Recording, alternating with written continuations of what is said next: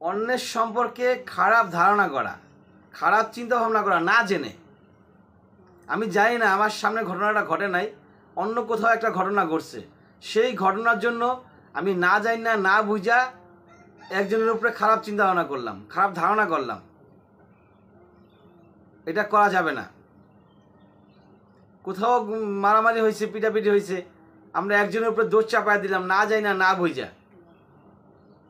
এটা করতে নিষেধ করেছেন কে? নবী মুহাম্মদ সাল্লাল্লাহু আলাইহি ওয়াসাল্লাম নিষেধ করেছেন। এটা বড় গুনাহের কথা বলেছেন। বুখারী শরীফের বর্ণনা, বুখারী শরীফের বর্ণনা, রাসূল সাল্লাল্লাহু আলাইহি ওয়াসাল্লাম বলেছেন, না জেনে তোমরা কারো প্রতি খারাপ ধারণা রেখো না।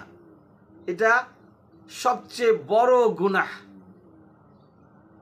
সবচেয়ে বড় গুনাহ হচ্ছে এটা। এবং কারো একটা কথা আপনি শুনলেন, সেই কথাটাকে বিচার বিশ্লেষণ না করে অন্যের কাছে পৌঁছে দিলেন, সেটা মিথ্যার শামিল। কে বলেছেন? নবী সাল্লাল্লাহু আলাইহি ওয়াসাল্লাম বলেছেন। অতএব যদি অন্যের কেউ যদি আমাকে কোনো কথা বলে, সেই কথাটা যদি আমার কাছে খটকা মনে হয়, সব কথা তো বিচার করতে হবে না, কিছু কিছু কথা শুনলেই বোঝা যায় যেটা যে বলছে সেটা না ঠিক আছে কথাটা। আবার কিছু কিছু কথার ভিতরে একটু ঝামেলা ঝামেলা মনে হয়, খটকা মনে হয়, প্রবলেম ভেজাল মনে হয়, ওই কথাগুলোকে অবশ্যই যাচাই বাছাই করতে হবে। যাচাই বাছাই করে তারপর অন্যের কাছে পাবলিশ করতে হবে। আর যেই কথাটা আপনাকে কেউ বললো সেটা আপনি বুঝতে পারতেছেন যে এটা 100% সত্য, তাহলে সেই সত্যটা প্রচার করেন। এর আগে অন্য কারো কাছে কোনো কথা পাবলিশ করবে না, তাহলে সেটা মিথ্যার শামিল হয়ে যাবে, মিথ্যা কথা বলার মতো হয়ে যাবে। কে বলেছেন? নবী সাল্লাল্লাহু আলাইহি ওয়াসাল্লাম বলেছেন। আর মিথ্যা কথা বলা ব্যক্তির ঈমান থাকে না। কোনো ব্যক্তি যদি মিথ্যা বলে থাকে তাহলে সেই ব্যক্তির ঈমান চলে যায়। কে বলছে? আল্লাহর নবী বলেছেন।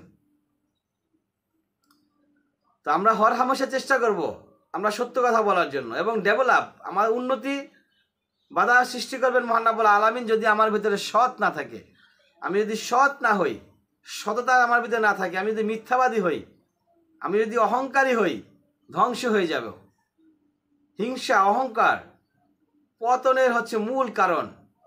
অতএব আমরা যদি পতন থেকে বাঁচতে চাই, তাহলে আমরা মিথ্যা বলতে পারবো না, হিংসা করতে পারবো না, আমরা হচ্ছে অহংকার করতে পারবো না, এবং মানুষকে উল্টাপাল্টা মন্তব্য না জেনে না কি বলে শিওর হয়ে অন্যের ব্যাপারে কোনো প্রকারের খারাপ চিন্তা, নেগেটিভ চিন্তা আমাদের অন্তরের ভিতরে আনা যাবে না।